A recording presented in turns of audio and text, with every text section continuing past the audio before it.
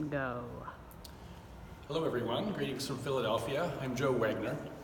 I'm sorry I'm not able to attend the nautical archaeology meetings. It was a couple weeks ago that I received the wonderful news from Miranda Richardson that I am receiving an honor from the Honor Frost Foundation and International Journal of Nautical Archaeology. This was a real surprise to me, being an archaeologist that works in the desert. I still am a little tickled to have contributed to your field. Discovering boats in the desert was a great treat for us, and I'm really humbled by the interest in the research at Abydos and the discovery of the boat building and the charming images of the boats that we've been working on in the last several seasons. I hope in future years I may be able to contribute further to the field of nautical archaeology and the study of watercraft. Anyway, thanks for the honor. I thought this would be a nice opportunity just to introduce you. I'm standing here in the artifact lab of the Penn Museum. This is an open artifact lab where a lot of the archaeological collections are in the process of being conserved by the museum's conservation staff. You see some mummies and sarcophagi that are being worked on there. But I thought, given your interests in nautical archaeology and watercraft, one of the objects that's under conservation currently is this wonderful boat. It's one of a group of boat models we have, but I think this is probably the most magnificent one.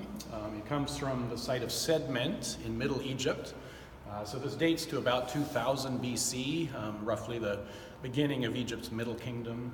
And one of the interesting things that was discovered recently was when the boat was discovered, it had a full furled linen sail that had been actually inaccurately reconstructed in association with one of the other boat models. Conservator Alexis North, who's here with me, is in the process of conserving and reconstructing this vessel. So it's a really phenomenal example of a boat with its sail unfurled, using the power of the wind, the predominant north winds of Egypt, to travel southwards. It's a southward sailing vessel with a sail unfurled, and this beautiful example of a linen sail from 4,000 years ago. So Alexis was going to say a few words about the project to conserve this, and she's also puzzling out some of the details of the reconstruction of the vessel and the people, the figures that go on it. So Alexis? Yes, thank you. Yes, so this is one of a number of boat and other models that were found in this tomb. And when the tomb was first excavated, there had been some damage. It was probably robbed. A lot of the pieces were sort of disassociated. A lot of the models were kind of mixed together. So a lot of the work that we've all been doing is trying to reassociate all of the figures with the correct models. And so, as you can maybe see looking at the boat here, we don't have a full crew on deck for this boat, unfortunately. But we do have 4 of the original human figures here, along with, as Joe was saying, this incredible sail. The sail had been rolled originally, and part of the treatment that I had to perform was unrolling the sail. And luckily, the linen is in really, really amazing condition. It's still incredibly flexible, but it required pretty careful humidification and really, really slow flattening and opening to be able to completely unroll it, and then remounting it to the mast of this boat was a pretty big project, but also really, really exciting. I think it really adds to the overall effect of this model.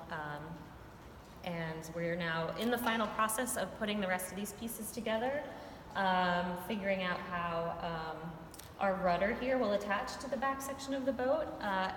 And a lot of the other things that I had to do with consolidating the paint that was on the surface of this boat. So it's made out of wood, and it has a pretty friable, thin paint layer on it. And while it looks like it's in really amazing condition, which overall it is, there is also a fair amount of sort of flaking and lifting of the paint around the surface.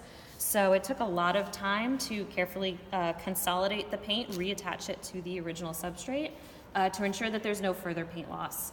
So that was the bulk, really, of what I had to do with this boat in terms of its conservation. And then the rest has just been replacing and reconstructing the pieces. And we're very excited that's going to be going on display here really soon at the museum. So hopefully everyone can come by and see it. Great, thanks Alexis. And Thank you, everyone. Thanks for the honor of the Honor Frost Foundation Award. Bye-bye.